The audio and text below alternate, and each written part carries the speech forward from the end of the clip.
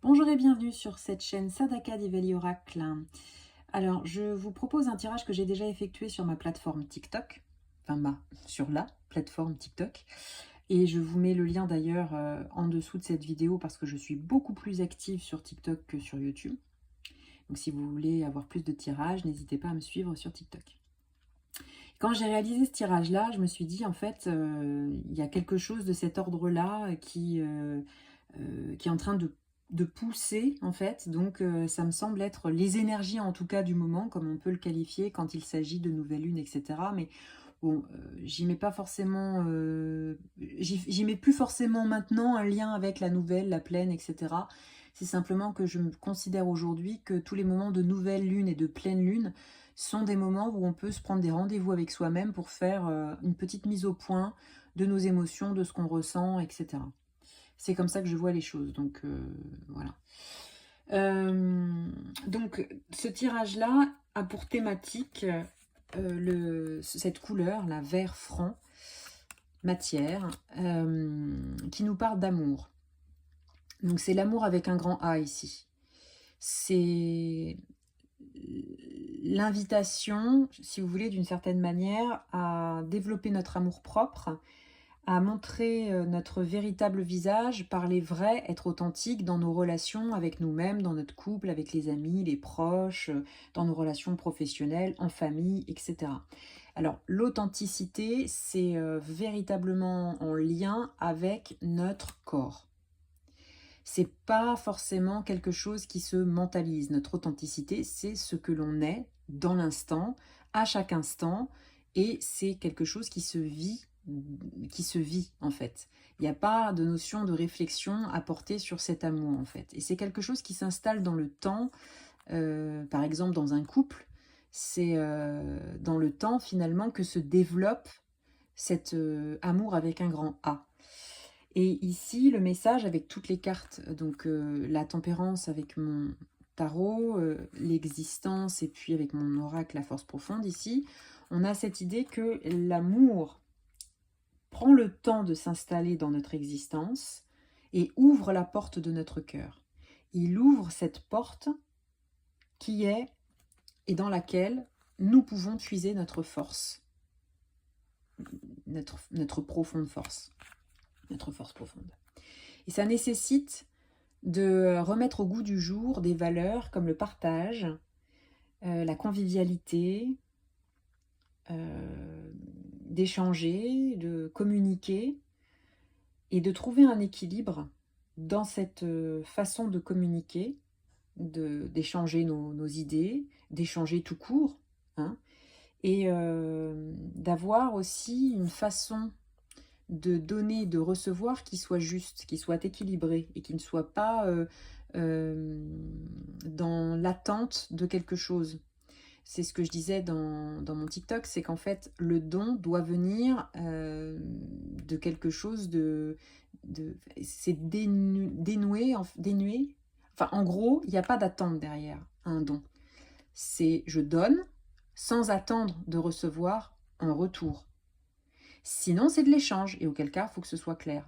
Appelons un échange et un don un don.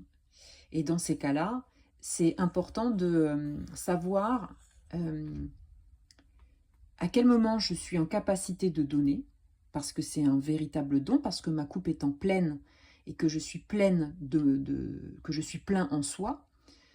Plein en soi, ça veut dire que je me sens comblée, que je me sens dans la capacité, encore une fois, de donner, parce que je peux le faire, parce qu'il y a un plein. Donc, je peux partager, je peux donner. Et bien là, on est dans quelque chose de pur, d'honnête, de droit et d'authentique. Et ça permet de créer des relations avec un respect mutuel. Ça nous invite ici à prendre le temps aussi de faire des choses ensemble, d'avoir des temps de communication. Ça peut être le temps des pardons, ça peut être le temps d'une communication nécessaire avec quelqu'un avec qui, par exemple, on a pu se brouiller dans notre famille, par exemple. C'est pas une obligation, mais en tout cas, ça peut être ça. Pour arrêter de fuir les conflits, arrêter d'avoir peur du conflit et se montrer, encore une fois, authentique. Mais ça ne veut pas dire être dans la conviction. Ça ne veut pas dire vouloir convaincre l'autre de quoi que ce soit. c'est simplement être le cœur, enfin avoir le cœur ouvert, écouter à la fois ce que l'autre nous dit pleinement, en étant dans l'instant présent, dans notre ressenti, et aussi être à l'écoute de ce que l'on dit, de ce que l'on dit de soi, de ce que l'on dit à l'autre, sans jugement ni envers nous-mêmes, ni envers l'autre, pour éviter toutes les interprétations erronées, tous les qu'en dira-t-on, tous les jugements qui n'ont absolument aucun lieu d'être et qui pourrissent des situations. Ici, c'est une communication qui doit être vraie et qui nous rattache à notre corps. Et ça peut peut-être nous nécessiter du temps pour pouvoir intégrer certaines choses. Parce qu'ici, visiblement, on est beaucoup dans la tête, beaucoup dans les attentes, beaucoup dans un déséquilibre, ou peut-être ça peut être des personnes, évidemment. J'en appelle toujours au discernement des personnes qui regardent la vidéo. Ce tirage ne peut pas s'adresser à tout le monde. Donc c'est en fonction, est-ce que ça vous parle ou pas? Si ça vous parle, prenez ce qu'il y a à prendre. Si ça ne vous parle pas, c'est que c'est pas pour vous en fait. Mais ici, il peut être question de personnes qui donnent beaucoup, voire beaucoup trop, qui sont peut-être dans une recherche pour combler un manque d'amour de soi, pour se sentir valorisé, etc. Qui, du coup, donnent. Et si on se regarde avec un miroir de vérité, on se rend compte que finalement, ce don n'est pas de l'ordre du don pur, mais du besoin de reconnaissance, du besoin de valorisation, du besoin de se sentir... de ressentir, comment dire, d'aller au contact de notre estime de soi. Et donc, on a peut-être l'impression que c'est en passant par le fait de donner en surplus que on va finir par trouver, en fait, cet amour-propre, etc. Alors que là, pas du tout. C'est quelque chose qui nous demande de cesser, encore une fois, les jugements vis-à-vis de nous-mêmes et des autres, de cesser toute interprétation pour finalement nous ouvrir à cette écoute active de soi, de nos ressentis, mais aussi de ce que l'autre peut nous dire. Et puis de mettre un terme finalement aux attentes qu'il peut y avoir derrière notre façon de donner. Arrêter d'attendre de recevoir parce qu'on a donné. Sinon, on appelle encore une fois l'échange par son terme exact, l'échange. On échange quelque chose. Ça, c'est clair. Ça nous demande ici de retrouver une notion d'émerveillement et de poser un regard qui soit neuf, qui soit différent sur soi, sur le monde, sur les autres, pour ouvrir un espace dans lequel on peut se trouver surpris, émerveillé. À partir du moment où on fait place à quelque chose qui est différent de ce qu'on connaît, où on lâche prise, où on lâche le contrôle de notre tête, de notre mental, et bien là, la magie peut opérer. Il peut se passer des choses. Donc ça, c'était dans ce qu'on connaît. Et dans ce qu'on ne voit pas, dans ce qui est invisible, et là on a vraiment la couleur de l'invisible avec le turquoise, ici, matière, le diable, la solitude et l'intrication quantique, ça nous dit, on a ce lien avec l'invisible qui s'est tissé, et ça peut créer une dichotomie quelque part, ce qui est assez étrange, parce que, je regarde mes notes, hein, parce que j'ai pris pas mal de notes, vu que c'est assez complet comme tirage, et je veux rien oublier. Il peut y avoir une dichotomie parce que on a l'impression d'avoir... Enfin, c'est pas qu'on a l'impression, c'est qu'on sent qu'on a créé un lien avec l'invisible. Et peut-être que dans notre entourage, c'est pas le cas. Donc soit on va avoir envie de convaincre les autres parce qu'on se sent seul dans ce cheminement et ça nous fait très très peur, parce qu'on peut avoir peur du rejet, on peut avoir peur de l'abandon, on peut avoir peur de tout un tas de choses, en fait, finalement, qui, au lieu de nous connecter encore plus à nous-mêmes, grâce aux miracles qui peuvent advenir dans notre vie, grâce à notre foi et à notre lien, en fait, avec ce que l'on ne voit pas, avec le subtil, avec l'invisible, eh bien, ça peut générer des tensions, des peurs, etc. Alors que là, il nous est demandé de faire place justement à cette foi profonde. C'est là notre force en fait. Se sentir tellement connecté à l'invisible que l'on prend conscience que l'on n'est jamais seul, que la solitude peut être un moyen de se connecter à soi en profondeur. Et que lorsque par exemple, il y a des événements dans la vie réelle, pas dans la vie réelle, pardon, dans la matière, qui nous bouleverse, où on peut avoir des problèmes, qu'ils soient financiers, matériels ou autres, eh bien, à partir du moment où on se sent complètement acculé, où on a l'impression qu'on maîtrise plus rien, et que voilà, et c'est le moment de faire appel à la Providence, de s'en remettre à la Providence, de demander très clairement de l'aide à la Providence. Les miracles, de toute façon, ici, font partie de cette couleur. Donc, c'est comme si, à partir du moment où on demande, on reçoit. C'est dans la Bible, hein, c'est pas... demandez, vous recevrez. C'est acté. Ici, c'est vrai. Tu demandes, tu reçois. Tu es devenu un magicien. Donc, à partir du moment où tu es un magicien, tu peux œuvrer. Ça demande de faire confiance au processus en marche, quelque part. Parce qu'il y a une libération émotionnelle là qui s'en vient, une purification qui nécessite justement de lâcher prise, hein, pour sortir de ce contrôle du mental qui voudrait expliquer, qui voudrait mettre des éléments de compréhension avec des mots, avec un langage, alors que c'est pas nécessaire. Si ça pleure, ça pleure. Si ça rit, ça rit. Si ça se met en colère, bon bah ça veut pas dire qu'il faille tout casser. Mais simplement se laisser traverser par les émotions, parce que c'est comme ça qu'on les décristallise, qu'on enclenche en fait finalement une purification par rapport à tout ce qui est de l'ordre des croyances erronées en lien avec des émotions vécues dans le passé, des émotions qui ont été répétées avec des actions qui ont été vécues et aussi répétées bien sûr, et qui ont ancré finalement en nous, dans notre système, des réactions inconscientes, des histoires en fait finalement qu'on s'est racontées. Et là, il y a une libération par rapport à tout ça. Et donc on change, on se transforme. Et c'est ce que Gandhi disait, change-toi et tu changeras le monde. Ça suffit à soi-même en fait finalement. Cette relation de soi à soi-même et ce regard finalement neuf que l'on peut porter sur le monde, différent, beaucoup plus juste, beaucoup plus vrai, beaucoup plus en conscience, parce qu'on sera revenu dans notre corps pour permettre l'intégration des informations, et bien à partir de ce moment-là, on va pouvoir créer un monde différent. Et là, j'y viens avec...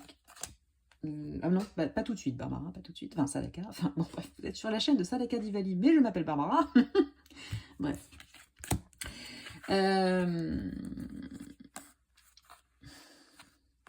Ouais, ici, en fait, là, c'est la... Si vous voulez, c'est la révélation.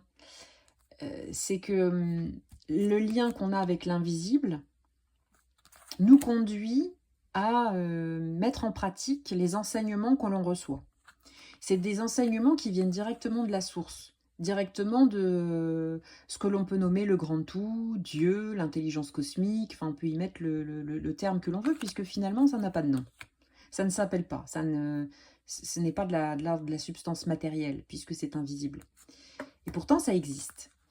Et nous recevons, c'est comme si on recevait les indications, la marche à suivre en fait de cette vaste océan cosmique. Et ça demande de sortir d'un trop-plein de sérieux, ça nous demande de nous détendre ici. Plus on va être détendu, dans une forme de légèreté, plus on va pouvoir se mettre au service, notamment de ce grand tout, de cette intelligence cosmique, pour prendre notre place, une juste place parmi les autres. Et si vous voulez, ça va nous permettre de suivre cet enseignement. Ça nous dit qu'on est accompagné, ce qui correspond à cette carte-là aussi. Donc, à chaque fois qu'il peut y avoir quelque chose de l'ordre de la peur ou d'une problématique quelle qu'elle soit, n'hésitons pas et demandons de l'aide. Voilà. Donc là, détente, se détendre, être dans son corps, mettre en pratique ce qu'on a appris, que ce soit en termes d'exercice de respiration, tout type finalement de pratique corporelle, spirituelle, doit être répété et répété et répété pour être intégré. Et donc ici, oui, là c'est la révélation, je voulais passer tout de suite à ça pour parler justement du nouveau monde. cette intrication quantique qu'on a vue là tout à l'heure, qui fait que à partir du moment où on change quelque chose en nous, on change nos habitudes, on change notre regard, nos perceptions, etc., et bien petit à petit, ça fait comme c'est une goutte d'huile qui se répand et qui fait que c'est la possibilité pour l'entourage proche ou pour le monde qui nous est extérieur également d'initier ce changement. Et là, on peut arriver à la candeur du nouveau monde. Évidemment, cette candeur du nouveau monde, ici, elle est en blanc. Pourquoi? Parce qu'elle est encore non existante. Enfin, elle existe dans une certaine sphère, on va dire, mais pour le moment, ça nous demande de créer cette page blanche. Quelle est notre vision du monde idéal? Si notre vision du monde idéal part de désirs sains, de se mettre au service de cette intelligence cosmique, ça va nous demander de maîtriser suffisamment notre monture, donc d'avoir suffisamment pratiqué nos exercices pour maîtriser nos émotions, pour être en maîtrise de soi et laisser en fait finalement notre guidance intérieure nous mener sur le chemin de la candeur du nouveau monde. Donc ça nous demande évidemment de la patience. On va le voir après, de la persévérance, puisqu'on a la carte de la persévérance juste après. Mais j'y reviendrai après, chaque chose en son temps. Ça nous demande de laisser mûrir, de laisser grandir et d'être irréprochable ici. Si je veux montrer l'exemple, je dois être irréprochable et congruent, c'est-à-dire faire ce que je dis, dire ce que je fais et m'aligner corporellement. Aligner mes 3 centres qui sont ces 3 centres qui possèdent des neurones dans notre corps, qui sont les intestins, le cœur et le cerveau. Dans notre société, le cerveau a pris toute la place, au détriment du corps. Ici, à partir du moment où j'ouvre la porte aux émotions, aux ressentis corporels, eh bien j'ouvre la porte à une communication avec mes intestins et mon cœur qui me donnent des informations analysées par mon cerveau. Et ce cerveau, finalement, va permettre de mettre des mots, va permettre de communiquer, Mais ça, c'est la suite. Donc, j'en viens avec la suite. Voilà. Parce qu'ici, on a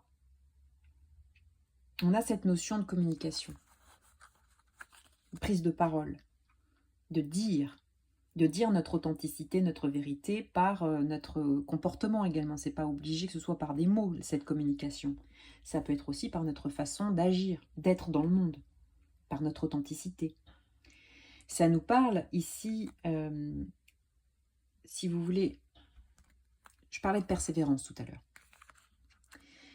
Là, on a la carte de l'épuisement, persévérance vs acharnement. Si je suis dans le contrôle, dans la surcharge mentale, je reste dans l'idée que je peux me faire ou que le monde peut se faire de ce qui est censé être notre place en tant qu'être humain, c'est-à-dire être humain qui travaille, qui est sérieux, qui respecte les rendez-vous, qui respecte ce que l'on attend ou ce que ce personnage croit que l'on attend de lui. Et finalement, on est dans une société qui voit la vie comme une affaire à gérer. Ici, la proposition, c'est de changer d'angle de vue, de changer de perception et de voir finalement la vie avec beaucoup plus de légèreté pour être en capacité de trouver la force en soi, c'est aussi notre force, de vivre la vie comme la vie, c'est-à-dire de non plus la voir comme une affaire à gérer, mais comme un mystère à vivre. Et se lancer, ne pas avoir peur de se lancer dans l'inconnu. Là, la problématique du businessman, ça va être de rester, par exemple, dans un job, alors qu'on sait, tout notre corps nous donne les signaux, les alertes, qu'en fait, que notre voie n'est plus ici, que notre place n'est plus ici. Il peut y avoir une peur de perdre, il peut y avoir une peur de l'inconnu, qui fait que, du coup, on reste dans une situation qui est malsaine à la fois pour nous et pour le monde. Ça nous demande de nous mettre au contact de notre burn-out, s'il y en a un, de notre épuisement, de notre perfectionnisme qui nous emmène à nous acharner plutôt qu'à persévérer. Et ici, il est vraiment temps de se détendre pour pouvoir suivre les indications de notre guidance, d'une guidance en lien avec ce grand tout dans lequel se trouvent toutes les réponses possibles et imaginables à toute question possible et imaginable. Donc ça nous demande évidemment d'avoir une foi absolue en l'absolu. Donc il y a, à partir du moment où j'ai cette foi profonde, la chance va s'immiscer. Les miracles adviennent. Les perceptions intuitives deviennent puissantes. Parce qu'on est dans l'instant présent et qu'on le vit avec innocence. Et encore une fois, parce qu'on est aussi droit dans nos bottes, parce qu'on dit ce que l'on fait et que l'on fait ce que l'on dit. C'est suivre sa conscience en fait, sa conscience intérieure. Ouvrir le chemin qui mène à la porte de notre cœur, l'ouvrir et écouter à partir de cet endroit. Écouter à partir du cœur, être dans le cœur. C'est important. C'est ça notre force. Elle est à cet endroit-là, en fait.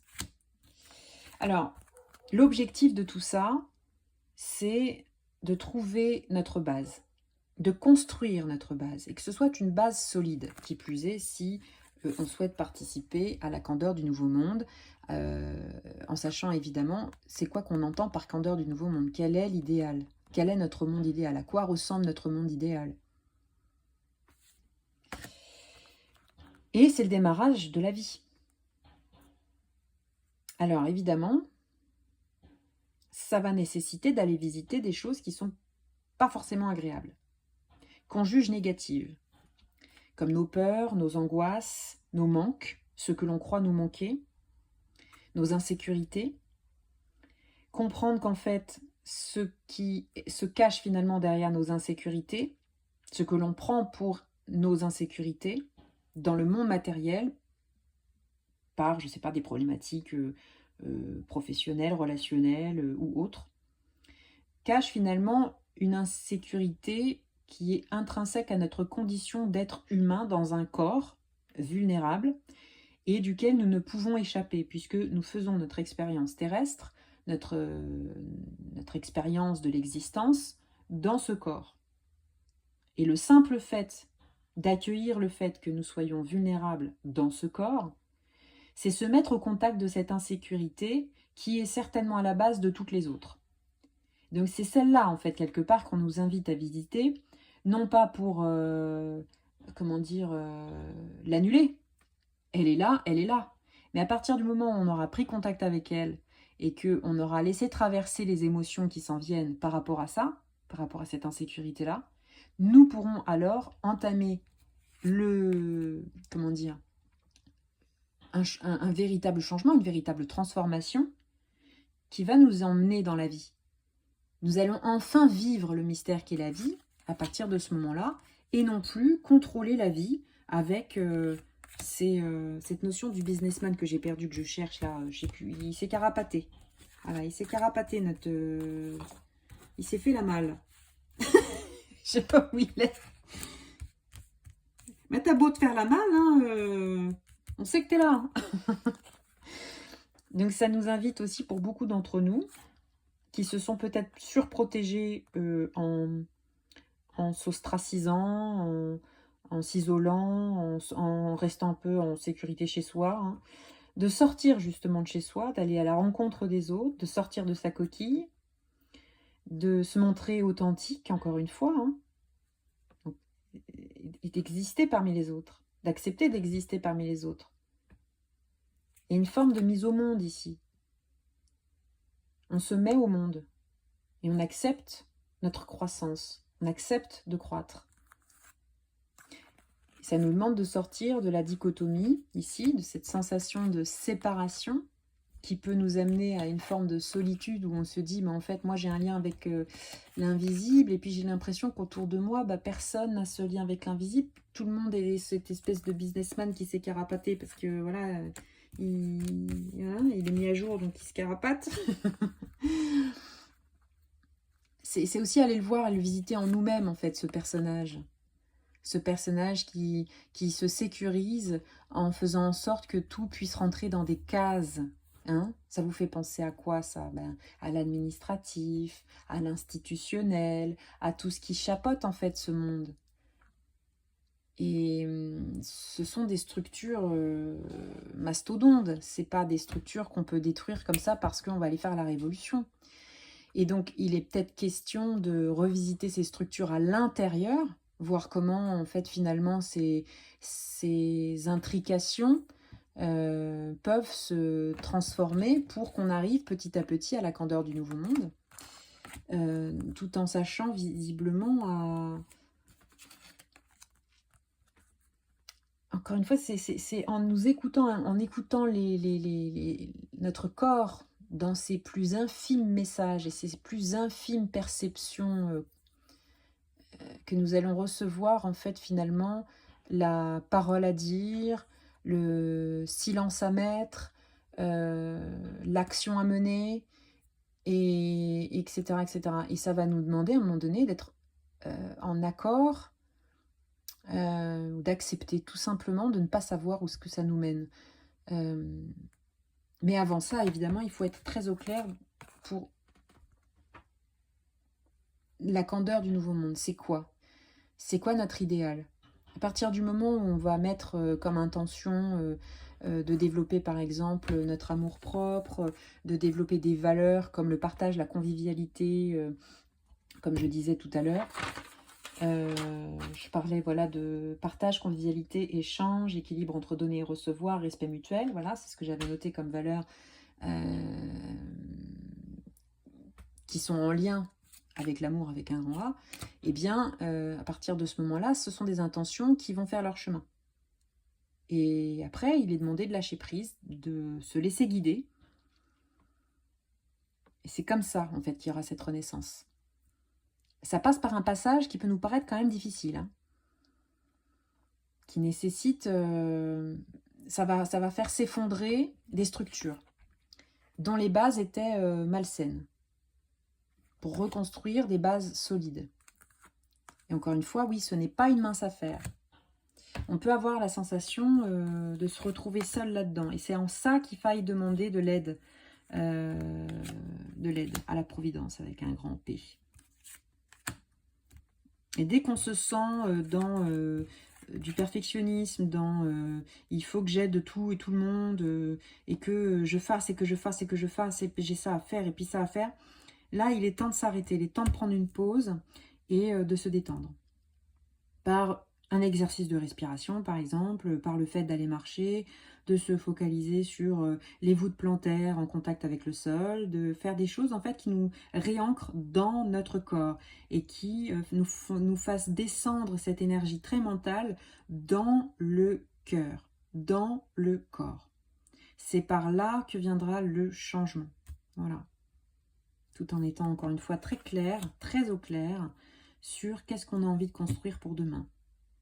Ça me fait penser, vous savez, depuis des générations, on nous éduque en fait finalement dans la peur de l'avenir, dans la peur de l'inconnu, dans des avenirs catastrophiques et sombres, alors que finalement, peut-être c'est à nous de créer nos utopies propres, qui sont nos propres idéaux en fait. Qu'est-ce qu'on perçoit comme étant un monde idéal? C'est quoi un monde idéal pour nous? Et d'accepter le fait qu'en fait il puisse exister et coexister plein de mondes. Et que ce soit possible et que ça puisse se faire dans l'harmonie. Que chacun puisse prendre sa place. Et non pas subir le monde qu'ont choisi une poignée de personnes. Et qui justement utilisent ces notions de peur pour contrôler.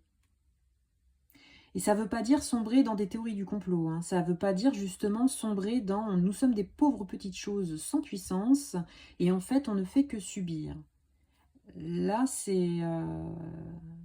non, c'est pas ça. Ça c'est croire en la séparation, c'est se croire séparé justement de cette énergie d'amour qui nous apporte cet état de grâce, où la solitude, encore une fois, qui pouvait peser devient une possibilité de se connecter en profondeur à soi-même. Et c'est pas obligé que ce soit une solitude subie. Ça peut être une solitude choisie. Par exemple, des temps de solitude, des temps de retraite, des temps de méditation. C'est pas obligé que ce soit un chemin